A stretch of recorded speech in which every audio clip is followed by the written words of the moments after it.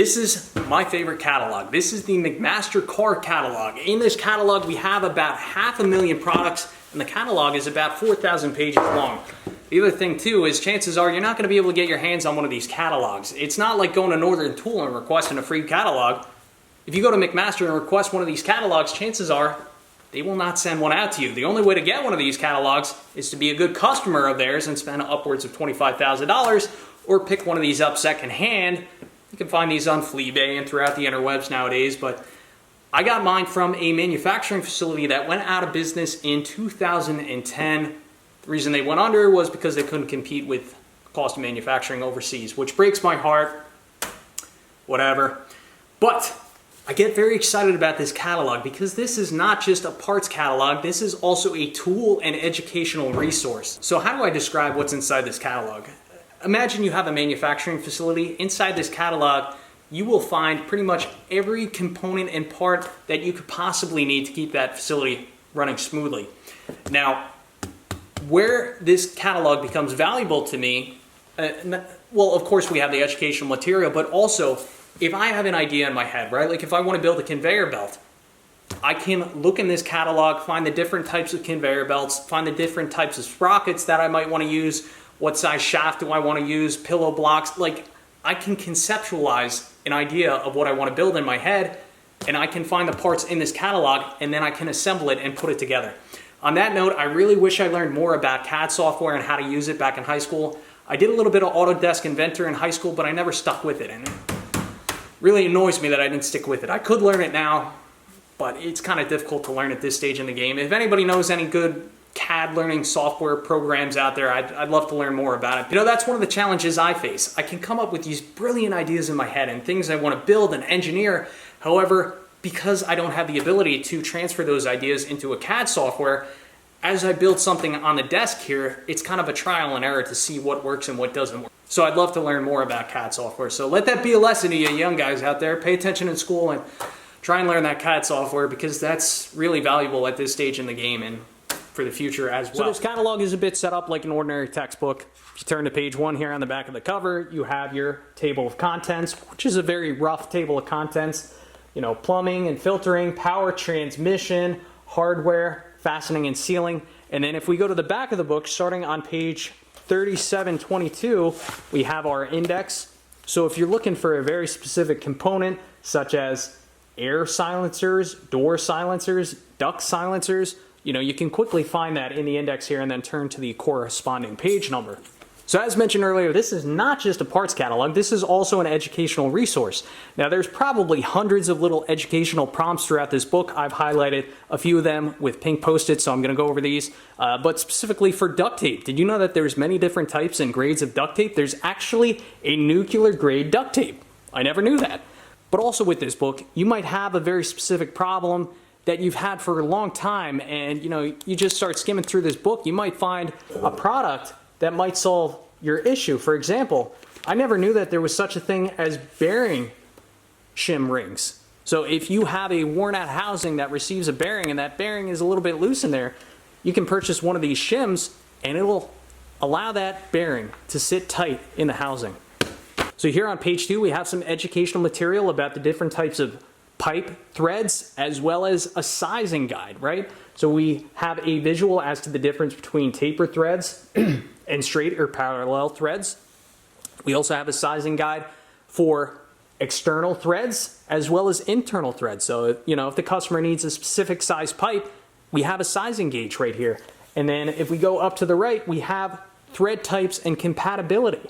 So for taper threads, we have NPT, NPTF, BSPT, British Standard Pipe Taper, and it talks about the compatibility between the two components, which is phenomenal. Of course, our straight parallel threads, ICGHT, garden hose thread.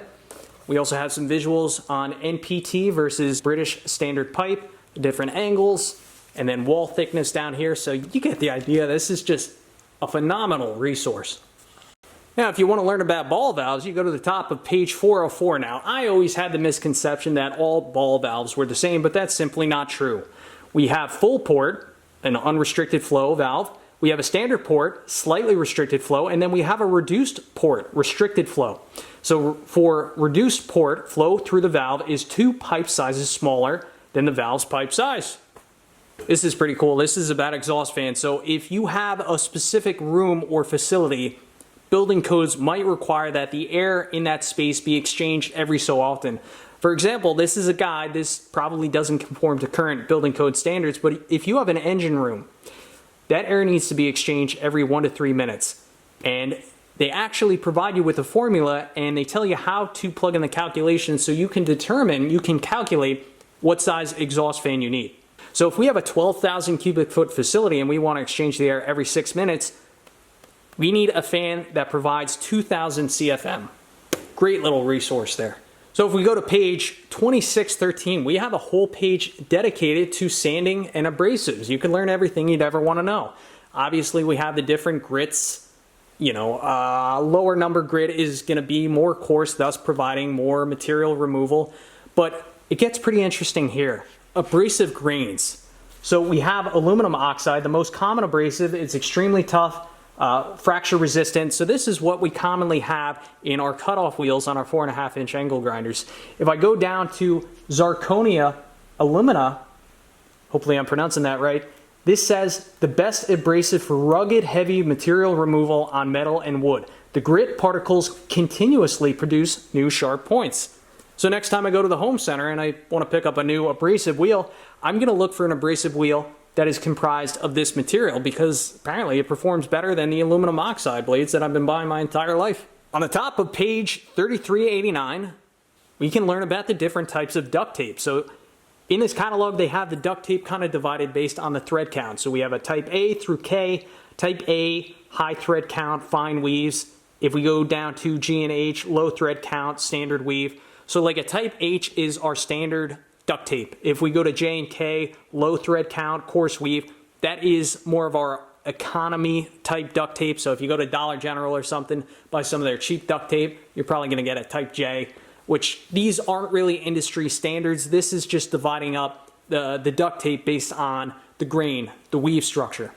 So let's learn a little bit more about a high thread count duct tape. So if I go over here to type A, clean, removable, conformable, also known as gaffers tape.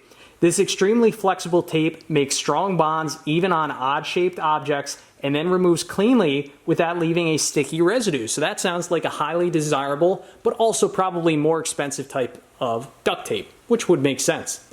So then we have an ordering chart here, talks about how long each roll is, that specific duct tape's tensile strength, its adhesion to steel, color, how many come in a case, but here's where it gets interesting. First, we have our type A, our clean removal gaffers tape. If we go down to C, there's a flame retardant duct tape.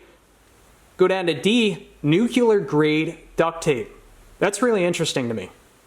Let's read a little bit more about this nuclear grade duct tape. Used in nuclear power plants to seal end caps on stainless steel pipes.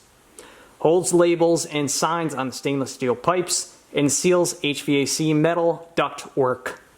It conforms to the Nuclear Regulatory Commission Guide 1.38. I wonder how many power plants are sealing up pipes with this duct tape. Something to think about. But in all seriousness, I do support nuclear power because it's been proven to be very safe compared to other means. Here's another interesting one. It's called superbond. An extra thick adhesive allows this tape to create an extra strong bond.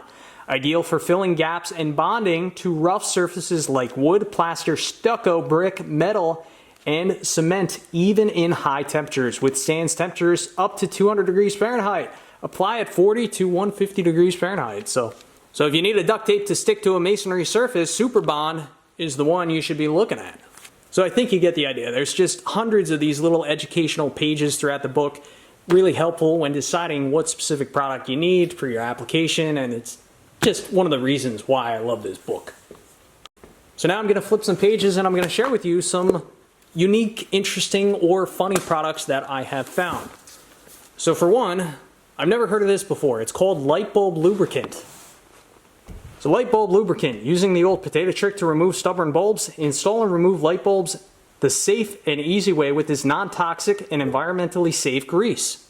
So it's just a light bulb grease. I'd imagine you use this in an area where the light bulbs might get corroded to the housings, which for 99.8% of us, you don't need, but those specific industrial applications that perhaps there's some corrosion in between the light bulb and the housing might be worth getting. I actually had to look up what the potato trick is. So on these old incandescent bulbs, if they shatter, you have that sharp metallic piece. I always used to take a pair of like needle nose pliers and grab it and twist it out that way. But apparently the old potato trick was you stick that up in the sharp, fractured metal section of the light bulb, and you use that to twist the remnants of the light bulb out of the housing, which you just got to make sure your wife doesn't cook with those potatoes after the fact, but now you know. So I found this product to be pretty cool. This is a battery acid low level alarm. Now I always inspect the water level in my lead acid car batteries to ensure that the distilled water is over the plates, and that's really important to ensure the longevity of your batteries. Now, I wouldn't install this in a car, but if I had a lead acid battery bank that I am recharging with solar panels and I'm too lazy or the batteries are difficult to access, this would be pretty smart to install to ensure that that water level is always at the proper height. I thought that was a cool product. Here's another product I found interesting that I've never heard of. It's called a blanket sling. So I don't have a machine yet. I'd love to have a mini excavator or something like that. So right now I'm just stuck with using my brain and mechanical advantage, especially pulleys and winches. So something like this I feel like would come in handy every now and then. Lift dirt, rocks, and other odd-shaped objects. And the capacities for these blanket slings, you get one rated at 700 pounds and one up to 1,400 pounds. Now here's another cool tool that I've never heard of. Of course, I'm not a plumber. If you're a plumber, I'm sure you've at least seen this before. If I was a sprinkler or pipe fitter, this is something I would absolutely keep in my arsenal. But this is a ratchet action pipe flange spreader. Slip these lightweight, easy to use spreaders over pipe flanges to separate stubborn connections. They're safe to use, no more hammer blows, chisels, or flying wrenches. So it looks like you have a little wedge right here and it finds its way in between two flanges, so it allows you to separate these flanges with ease, as opposed to using a chisel. Seems like that is the way to go. It's not going to damage or mar the surfaces. So they're expensive though. In 2009, one of these cost upwards of $800. So they're not cheap, but if you're doing a lot of work like that and you're separating a lot of flanges, might be something you might consider investing in. Not for me. And just to give you an idea, we'll flip through a few pages in here. So stainless steel pipe fittings, PVC fittings and pipe, compression tube fittings, push to connect tube fittings, hose and tube clamps, hose reels, nickel plated brass and bronze ball valves, which we learned about ball valves a little bit earlier on, pressure regulators, pressure indicators and differential gauges, miniature incandescent and LED light bulbs,